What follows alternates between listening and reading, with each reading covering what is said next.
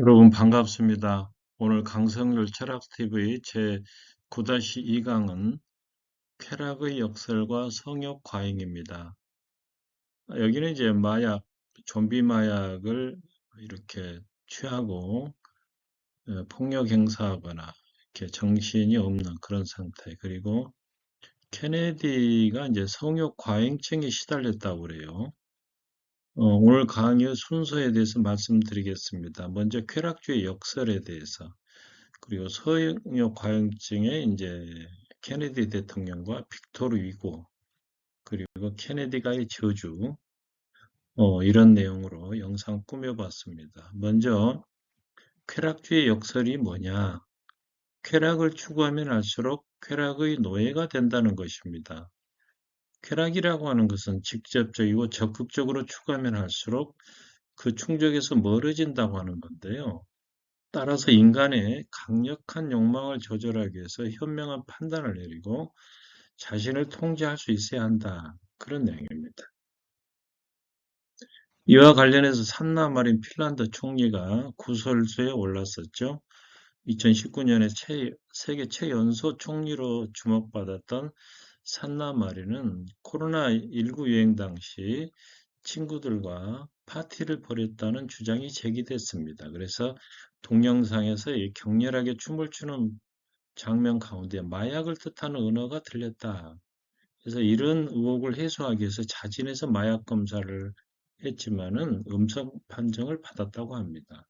또 두 번째 영상에서 남성 가수가 이 총리의 목에 입을 맞추는 듯 그런 모습이 나와서 불륜설까지 제기됐습니다만은 해당 가수는 친구 사이일 뿐이다 이런 반박을 했다고 합니다.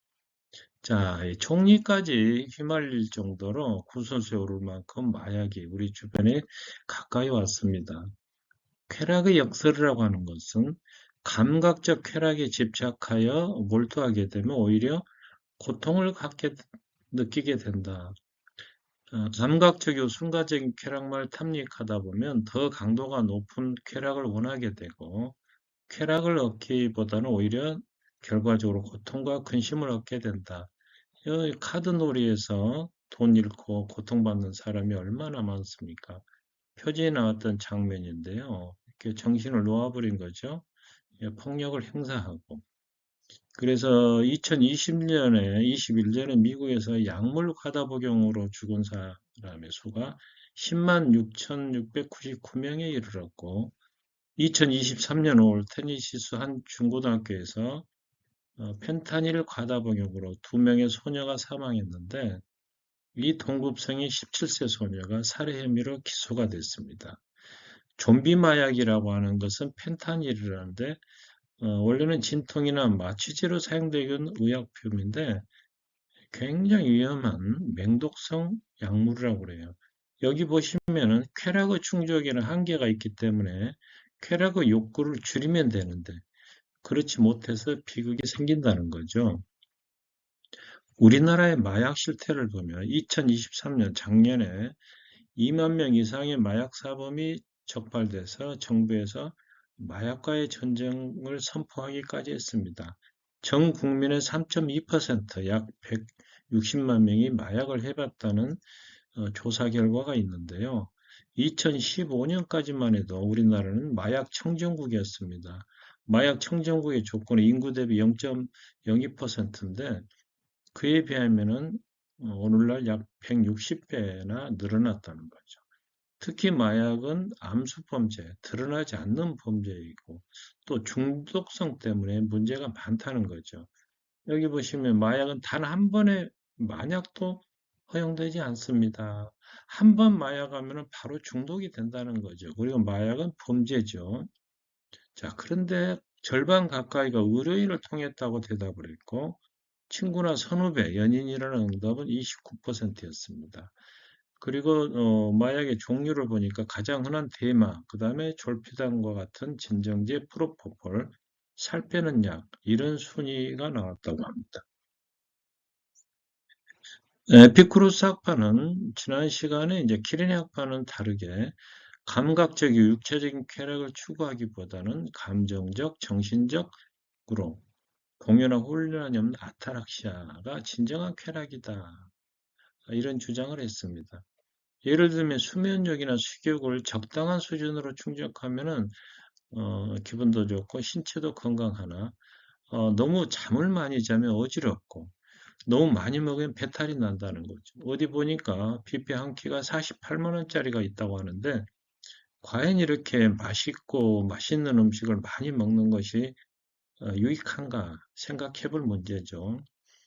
연령대별로 권장하는 수면 시간이 각각 다른데요.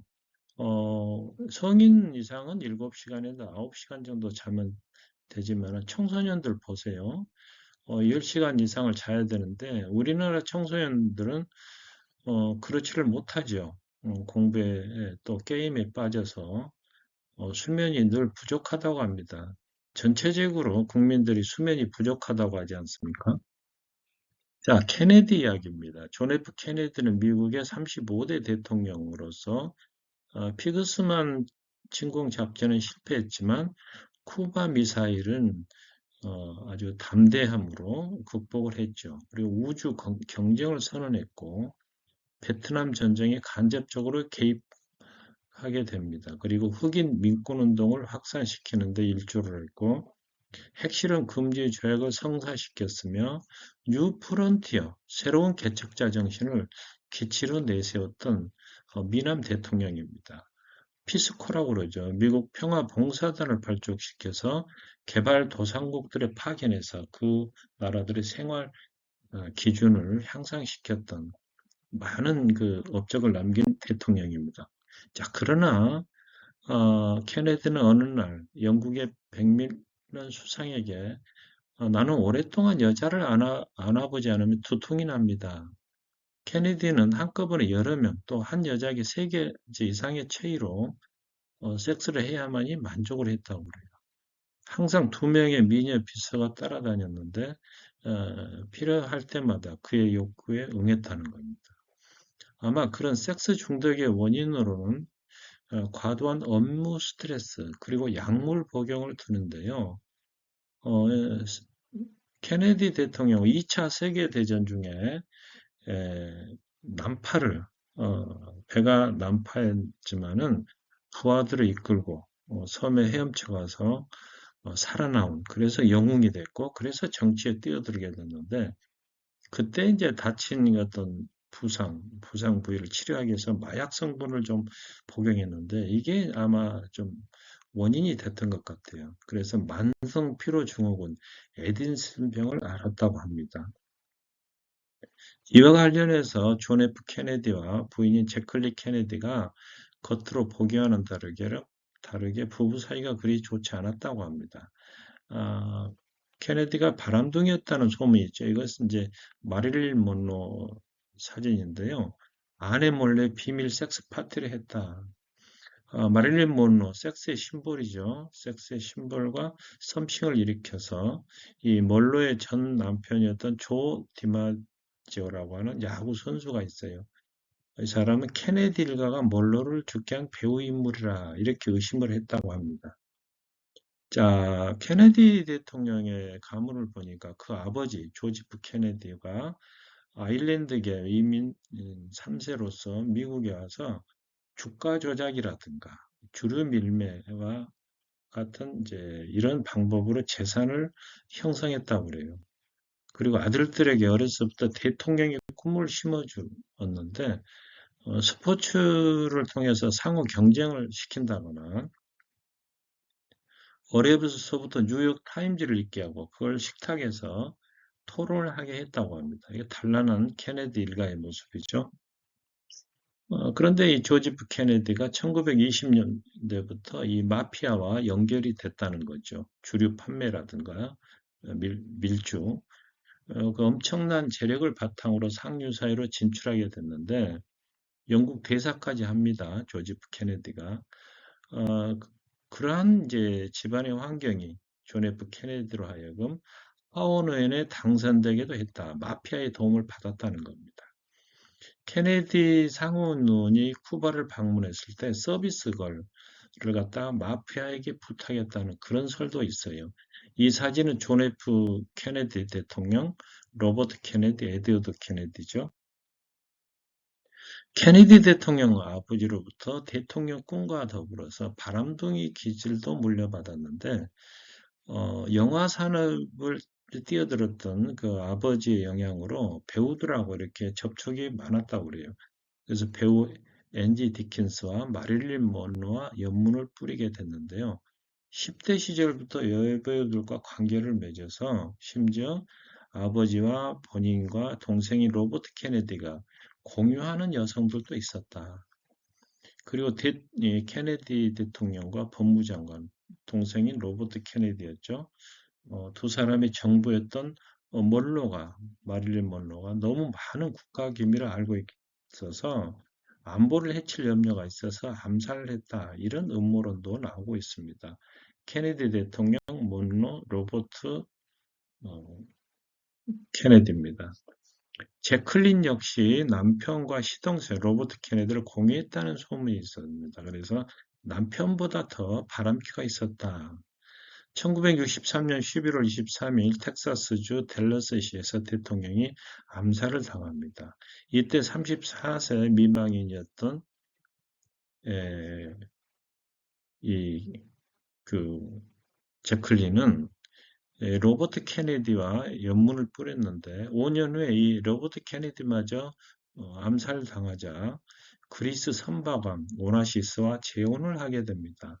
이때 미국인들이 얼마나 경악했냐면은 세상에 할 사람이 없어서 이 부정한 방법으로 돈을 벌고 세계적 오페라 가수 마리아 칼라스와 연문을 부렸던 그 60대의 남자. 나중에 알고 봤더니 이 오나시스는 제클린의 신여동생 리의 연인이었다는 사실도 알려지게 됐다고 합니다. 그래서 이 사실에 아주 경악을 하게 된 거죠. 케네디가의 저주가 있는데요. 어, 존 F 케네디 대통령의 일가에게 연속적으로 일어나는 불운입니다. 그래서 대통령의 군함매 가운데 여러 명이 불의의 사고로 젊은 나이에 죽거나 다쳤고, 케네디 대통령의 자녀와 조카들까지 여러 사고에 연루됩니다.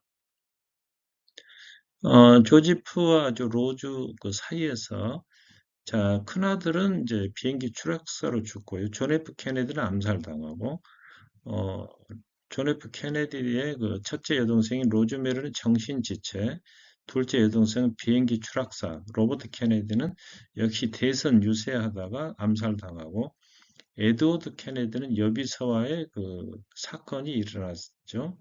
어, 암으로 불구가 됩니다. 그리고 로버트 케네디의 자녀들도 뭐 약물 중독이라든가 스키 사고라든가 이런 일로 사망하게 됩니다.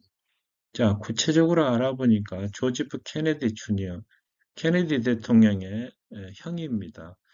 이 사람이 이제 이 가문의 일가를 제목으로 기대를 한 몸에 모았지만 제2차 세계대전에 참전해서 무인 폭격기 폭발로 사망했는데 시신도 수습하지 못했다고 합니다. 그래서 이제 존 F 케네디가 대통령에 이제 되고자 야망을 키운 건데 그 존 F 케네디마저 오스왈드에 의해서 이 장면입니다. 암살되기 직전 죽고 말지 않습니까? 로즈메리 케네디는 조금 전에 말씀드린 대로 정신지체 장애를 앓고 있었는데 아버지가 억지로 뇌엽 절제술을 받게 했지만 실패했습니다. 그래서 보호시설에 평생을 수용돼 있다가 쓸쓸하게 최후를 마쳤는데 이 아버지는 이것이 이제 가문의 수치라 여겨서 이 사실 자체를 끝까지 숨겼다고 그래요. 케네디 대통령의 둘째 누이 동생은 2차 세계대전 때 결혼 4개월 만에 남편을 잃고 맙니다. 그 이후에 사귄 애인과 프랑스 파리에서 영국으로 비행기를 타고 가다가 추락사고로 28살의 젊은 나이로 죽게 됩니다. 조금 전에 말씀드린 대로 로버트 케네디는 민주당 대선 후보로 선출됐지만은 1968년 LA에서 선거활동하다가 암살당하고 맙니다.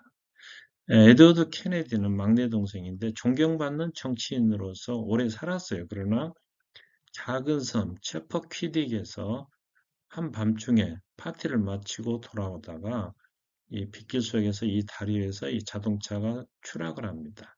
자, 그런데 동승하고 있던 이 여비서가 사망을 했지만은 이 살아나온 에드워드는 그 이튿날까지 사고 신고를 하지 않았다고 그래요.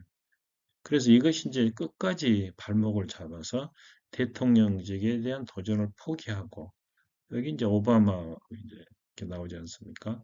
몇 년 전에 뇌 종양으로 이렇게 2009년이네요. 사망하게 되죠. 케네디 대통령의 막내 아들은 조산아로 태어나서 이틀 만에 죽게 되고, 에드워드 케네디의 장남은 고람으로 다리가 절단되고, 어, 로버트 케네디 넷째는 약물 과다 복용으로 사망하고, 로버트 케네디의 사남은 스키 타다가 죽게 됩니다. 존 F 케네디는 케네디 대통령의 아들입니다. 아버지가 죽었을 때 이 장례식장에서 이 거수 경례를 했던, 그래서 많은 사람의 가슴을 아프게 했던 이 아이가 커서 이렇게 변호사도 하고 아주 다재다능한 사람으로 현존하는 남성 가운데 가장 섹시하다는 평을 받기까지 했는데 안타깝게도 로버트 케네디의 딸 로리 케네디 결혼식에 참석하기 위해 경비행기를 타고 가다가 대서양에 추락했는데 부인과 함께 죽었다고 그래요. 근데 하필 추락한 곳이 어디냐면은 자기 숙부죠. 에드워드 케네디가 체퍼퀴딕 사건을 일으킨 마서스 비니아드의 여기입니다. 대서양 상공이었다고 합니다. 케네디 대통령의 다섯째 여동생은 노년까지 생존하다가 사망한 자연사한 유일한 형제입니다. 1956년에 제클린 케네디가 딸을 사산된 채 낳았고 또 63년에는 넷째 아들을 출산하자마자 생후 44간 만에 죽게 됩니다. 단란했던 케네디 대통령 일가지만 결국 이 엘링턴 국립묘지에 묻힌 부모를 따라서 이 아이들도 나란히 안장되게 됩니다. 로버트 케네디의 장남이자 둘째는 자동차 운전부주의로 남동생에게 큰 부상을 입히고 남동생의 여자친구는 또 하반신 불수가 됐다고 그래요.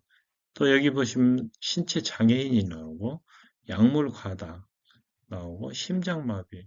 세상에 헬스클럽에서도 심장마비로 죽은 그런 경우가 또 있어요.